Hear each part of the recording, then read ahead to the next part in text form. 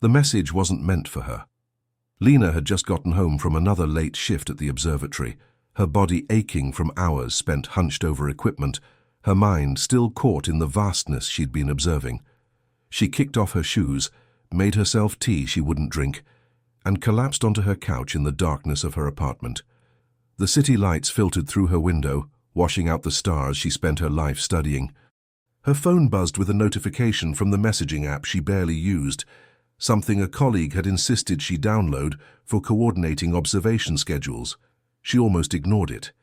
But something about the late hour, the loneliness that had become her constant companion, made her tap the notification. A voice message, 23 seconds long, from an unknown number. She pressed play. "I think Neruda was wrong." The voice was male, soft and thoughtful, with an underlying current of melancholy that immediately caught her attention. The saddest thing isn't loving in silence. It's having something beautiful to say and no one left to hear it. "I'm sorry. I shouldn't have. Forget I said anything." Lena stared at her phone, the silence of her apartment suddenly more oppressive.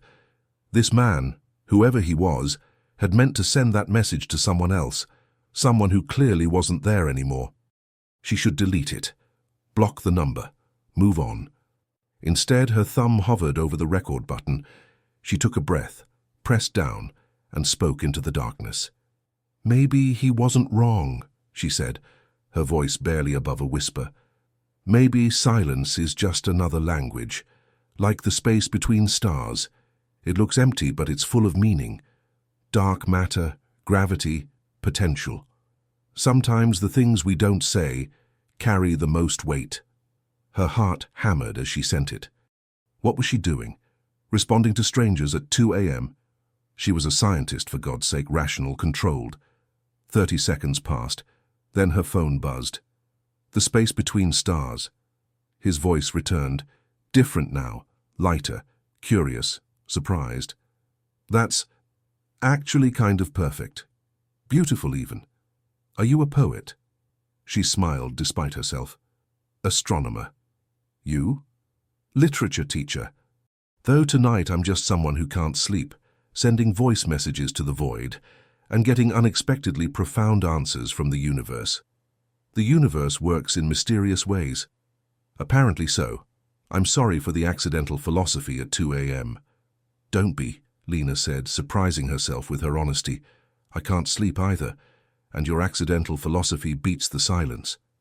There was a pause, longer this time. When his voice came back, it carried a tentative warmth. "Would it be weird if we kept talking? Just for tonight?"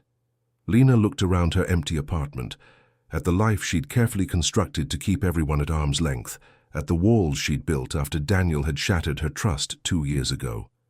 "No," she said softly. "It wouldn't be weird." That was how it started. Two voices in the dark, trading thoughts like secrets, building something unnamed in the space between words. They never planned for it to continue past that first night. But the next evening, Lena found herself checking her phone after her shift, hoping for a notification. When it came, "Still awake, astronomer?" The relief that flooded through her was almost embarrassing. The conversations became ritual. Every night after her shifts at the observatory, after his lesson plans were finished, after the world had gone quiet, they'd find each other in those stolen hours. They never exchanged names, never shared photos or personal details that might shatter the spell. It felt safer that way, like they existed only in those midnight moments, unburdened by daylight complications and past disappointments. "Tell me about the stars," he'd say, and she would. She told him about how stars are born in clouds of dust and gas, how they live for millions or billions of years, burning hydrogen into helium in their cores. She told him about red giants and white dwarfs, about supernovas that seed the universe with heavy elements, about how every atom in their bodies was forged in the heart of a dying star. "We're made of star stuff," she said one night, quoting Sagan, "literally, the iron in our blood, the calcium in our bones, all of it was created in stellar furnaces billions of years ago. So when you look up at the night sky," his voice came back, warm and wondering, "you're looking at your ancestors. In a way, we're the universe experiencing itself, conscious stardust contemplating its origins. That's either the most beautiful or the most terrifying thing I've ever heard. Can't it be both? He laughed, and the sound made something in her chest loosen. Tell me about your favorite book, she'd counter, and he would talk for 20 minutes about the Bronte sisters or Virginia Woolf, about the way Jane Eyre chose herself before she could choose Rochester, about how Mrs. Dalloway captured the weight and wonder of an ordinary day. Literature is just applied empathy, he said once, a way of living 1,000 lives instead of just one. Every book is a portal into someone else's consciousness. Like a telescope, Lena mused. A way of seeing things you couldn't otherwise reach. Exactly like that. They built their own language, a hybrid vocabulary of celestial mechanics and literary metaphors. He'd quote Whitman's "When I Heard the Learned Astronomer," and she'd explain why the poem got the science wrong but the emotion right. She'd describe the Andromeda galaxy, and he'd connect it to Borges's infinite library. "Do you believe in fate?" he asked one night, 3 weeks into their strange ritual. Lena considered the question carefully. "I believe in probability and statistics, in the mathematics of gravitational attraction, but fate, I don't know. What about you?" "I want to," he said quietly. "I want to believe that things happen for a reason. That my mother's death wasn't just random cellular mutation, that there's some pattern I'm too small to see." Her breath caught. "I'm so sorry. When did she—" 3 months ago. Pancreatic cancer. 6 weeks from diagnosis to the end." His voice cracked slightly. "Everyone keeps saying it gets easier, that time heals all wounds. But I'm starting to think grief doesn't get smaller. You just build a bigger life around it. Except I haven't figured out how to do that yet." Lena's throat tightened. She knew about loss, though hers had been different, the death of trust rather than a person. But she recognized the rawness in his voice, the vulnerability it took to speak pain aloud. "I think," she said carefully, "that grief is like dark matter. You can't see it directly, but you can feel its gravitational pull on everything else. It shapes the structure of your life, even when it's invisible." That's exactly what it feels like." He paused, and when he spoke again, his voice was softer. "Talking to you, it's the first time I've felt like myself since it happened. Like I'm allowed to be something other than sad. Whoever you are, you make the dark less heavy." "You too," she whispered. "You have no idea how much. You too." Weeks turned into months. October gave way to November, and their conversations deepened, became more essential. Lena found herself thinking about him during the day, wondering what he was teaching his students, whether he'd liked the article she'd read about exoplanets, what book he was reading. She started taking her phone into the observatory, sneaking glances at it between observations. Her colleague Marcus noticed. "You've been smiling at your phone a lot lately," he said one night, adjusting the telescope's focus. "New guy?" "Something like that," Lena admitted. "Well, whoever he is, keep him. I haven't seen you this light in years." Marcus was right. She felt different, lighter, more open, more like the version of herself she'd been before Daniel's betrayal had taught her that loving someone meant giving them the power to destroy you. But this was different, wasn't it? This was just voices in the dark. Safe, contained, nothing to lose. Except she was lying to herself, and she knew it. "I think I'm falling for your voice," he admitted one October night, the confession rushed and nervous. "Is that insane? To fall for someone you've never met? To feel like I know you better than people I see every day?" Lena sat on her fire escape, looking up at the city-dimmed stars, phone pressed to her chest. Her heart was racing, and she felt like she was standing on the edge of something vast and terrifying and wonderful. "If it is," she said into the phone, "then we're both insane. Because I feel it too." The silence that followed felt different, charged with possibility and fear in equal measure. "What are we doing here?" he asked softly. "What is this?" "I don't know," Lena admitted, "but I don't want it to stop." "Neither do I." "But—" He trailed off, and she could hear him thinking. "Maybe it's time we meet. I know we agreed not to, that this worked because it was separate from our real lives. But I want to know what your smile looks like. I want to buy you coffee and hear you talk about stars in person. See your eyes light up the way I imagine they do. Would that be okay? Can we be brave enough for that? Every instinct told her to say no, to keep this thing safe and contained, to not risk the inevitable disappointment of reality. But she was tired of living in a carefully controlled orbit, tired of letting Daniel's ghost dictate her choices. Yes, she said, the word both terrifying and exhilarating. Yes, I'd like that. I'd like that very much. They chose a small cafe with outdoor seating, neutral territory under an open sky.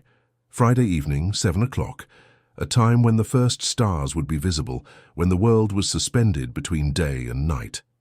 How will I recognize you? She asked, suddenly practical. I'll be the guy who can't stop smiling like an idiot, he said, and she could hear the grin in his voice. And I'll be carrying a copy of Leaves of Grass. What about you? I'll be the woman nervously staring at the sky, probably wearing something with constellation patterns. He laughed, warm and genuine. Perfect. God, I can't wait to meet you. Me too, Lena whispered. Me too. Lena spent the week in a state of nervous electricity.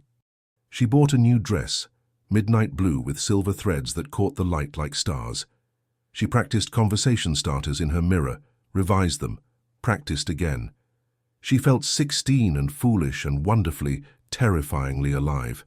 Sarah, her best friend since graduate school, came over Thursday night to help her get ready mentally. You're glowing, Sarah said, watching Lena pace her apartment. I haven't seen you like this since before Daniel. At the mention of her ex-fiancé, Lena's stomach clenched. What if it's a mistake? What if he's disappointed when he meets the real me? Then he's an idiot, Sarah said firmly.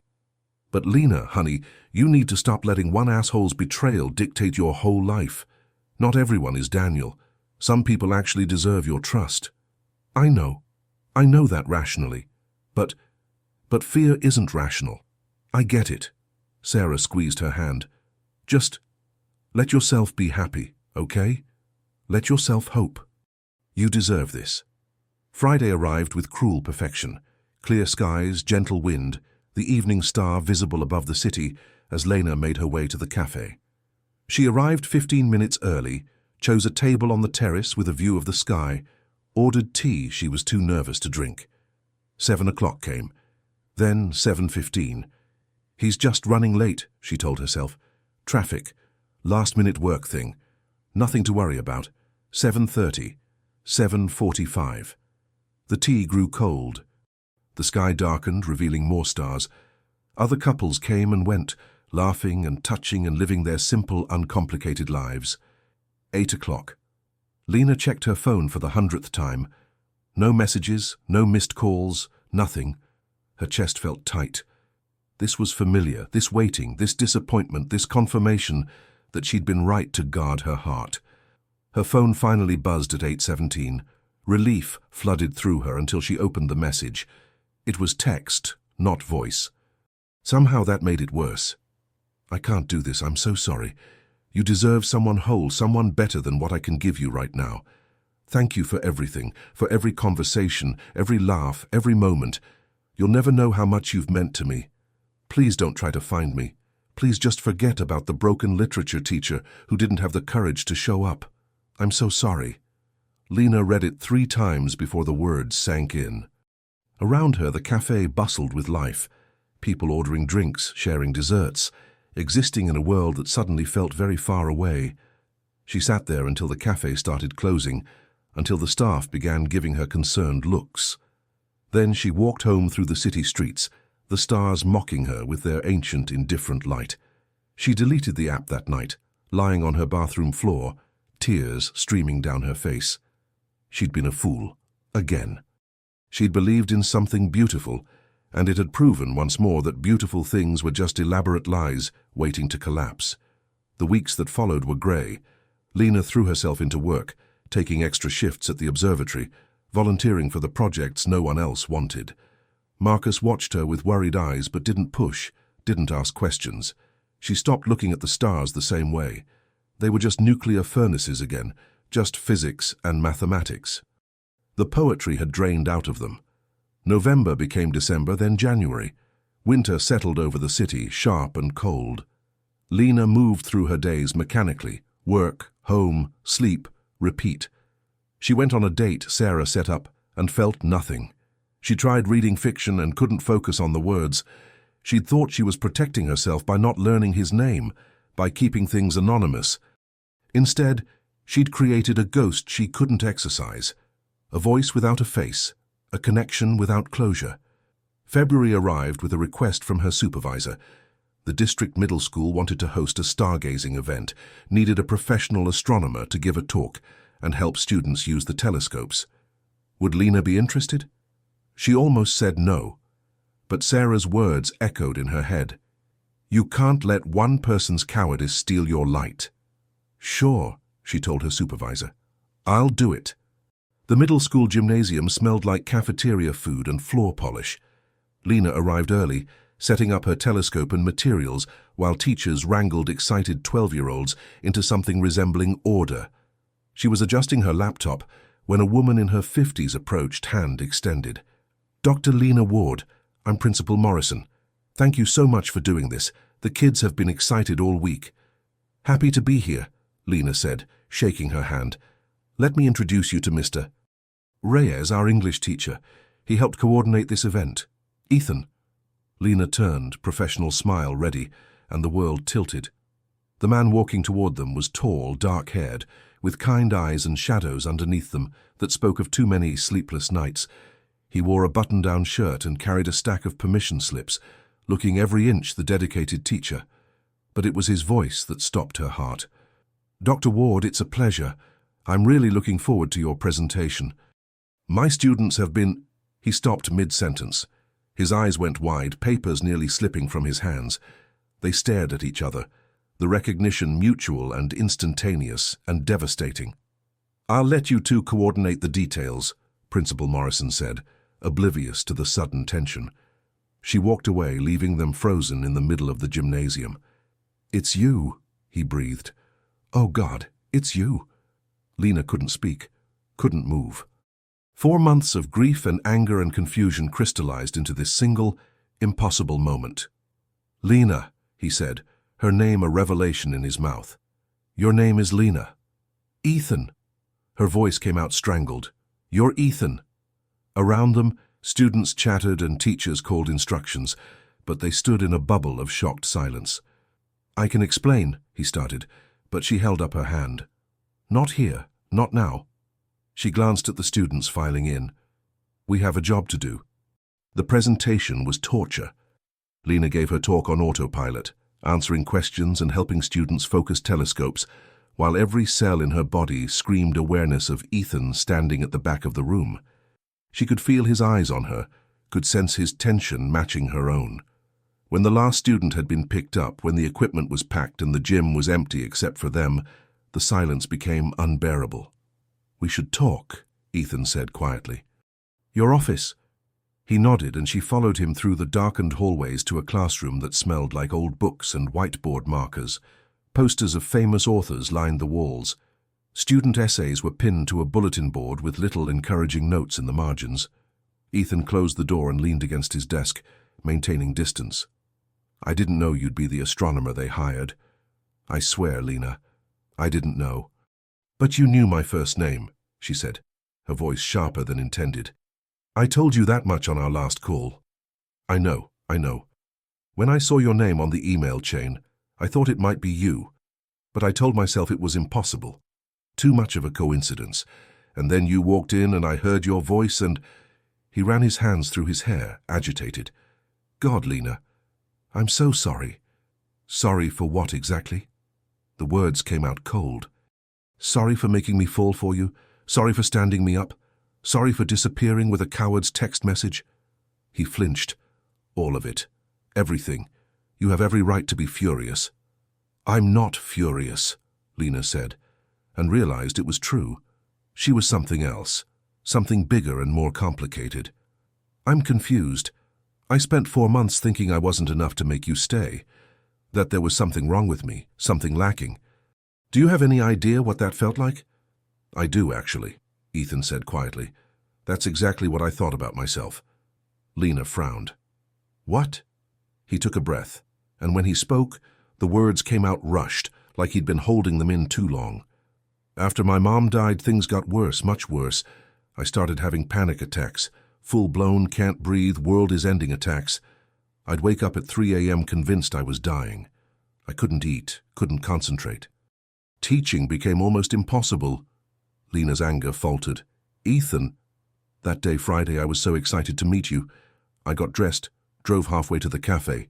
But then it hit, the worst attack I'd ever had. I couldn't breathe, Lena. My vision went black, and I genuinely thought I was having a heart attack.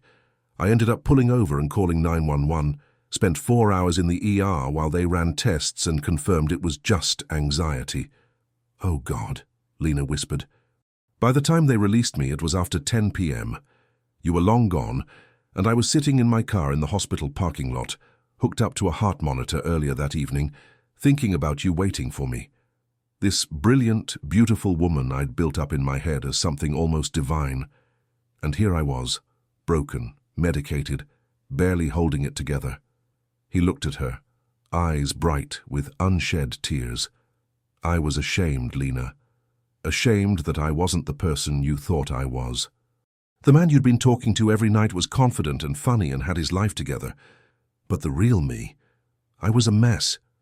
I couldn't even make it to a coffee date without falling apart. So you just gave up? Lena asked, but the anger had drained from her voice. I told myself I was protecting you, that you deserved someone whole, someone who wouldn't burden you with their brokenness. It seemed kinder to let you think I was a coward than to let you see how damaged I really was. He laughed bitterly. Turns out I was a coward anyway. Lena stood there processing, recalibrating everything she'd believed for 4 months. You should have told me. I know. You should have trusted me with the truth. I know. I'm not some fragile thing that needs protection from reality, Ethan. I'm a grown woman who can make her own decisions about what burdens she's willing to carry. I know, he said again, softer. I robbed you of that choice, and I'm sorry. I've been sorry every day since. The classroom was very quiet. Outside, a janitor's cart rattled down the hallway. Are you okay now? Lena asked finally. Better. Therapy helps. Medication helps. Time helps. Though not in the way people promise it will. He met her eyes. But I never stopped thinking about you. Every star, every book, every quiet moment. You were there. I kept imagining what you were doing, whether you hated me, whether you'd moved on. The not knowing was its own special torture. I couldn't move on, Lena admitted. I tried. I deleted the app, went on a date, threw myself into work. But you were in everything. Every constellation reminded me of our conversations. Every book I saw made me wonder what you'd think of it. I'm sorry, Ethan said again. I know that's not enough, but I don't know what else to say. Lena studied him, really looked at him for the first time. The shadows under his eyes, the tension in his shoulders, the vulnerability written across his face. This was the man who'd quoted Neruda at 2 a.m., who'd made her laugh until her ribs hurt, who'd held space for her own carefully guarded heart. Do you remember what you told me about grief? She asked quietly. That it doesn't get smaller. You just build a bigger life around it. He nodded. I think fear works the same way, she continued. My ex-fiancé cheated on me 2 years ago. Slept with my colleague while I was at a conference. I came home early to surprise him and found them in our bed. The words still tasted bitter. It destroyed me. Made me believe that letting people close was just setting myself up for pain. Lena. I told myself I was protecting myself by keeping our relationship anonymous, she said, by not learning your name or meeting you. But really, I was just scared. Scared that the real you wouldn't match the voice. That reality would be disappointing. When you didn't show up, it confirmed everything I'd been afraid of. That I was right to keep my walls up, that people always leave. But I didn't leave because of you, Ethan said intensely. I left because I was drowning and didn't want to pull you under with me. I know that now. Lena took a breath. Here's what I think. I think we're both walking wounded, trying to protect ourselves from more pain. I think you ran because you were scared, and I built walls because I was scared, and we've both been scared alone when we could have been scared together. What are you saying? I'm saying that I spent 4 months thinking the worst of you, and the truth is actually so much better. She took a step closer.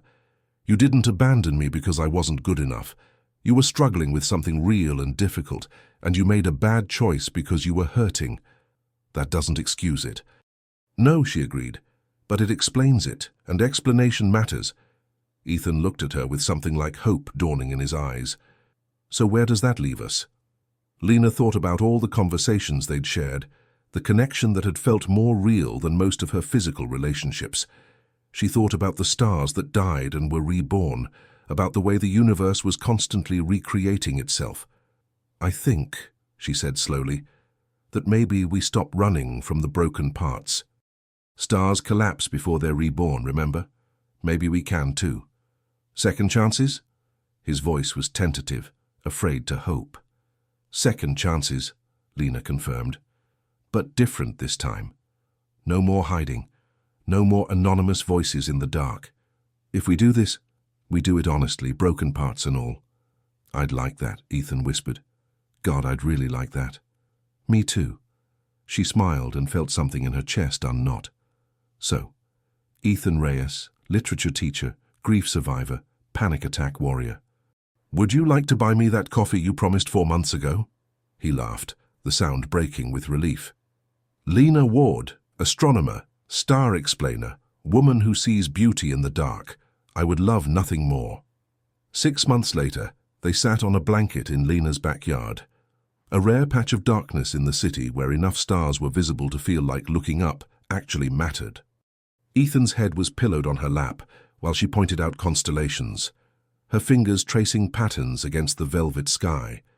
There, she said, that's Cassiopeia, the queen who was so vain she claimed her daughter was more beautiful than the sea nymphs. And the gods punished her by putting her in the sky upside down, Ethan added. I remember that story from teaching Greek myths. Half the year, at least, Lena corrected with a smile. Astronomy and mythology, where our worlds overlap. Like us, he said, turning to look up at her.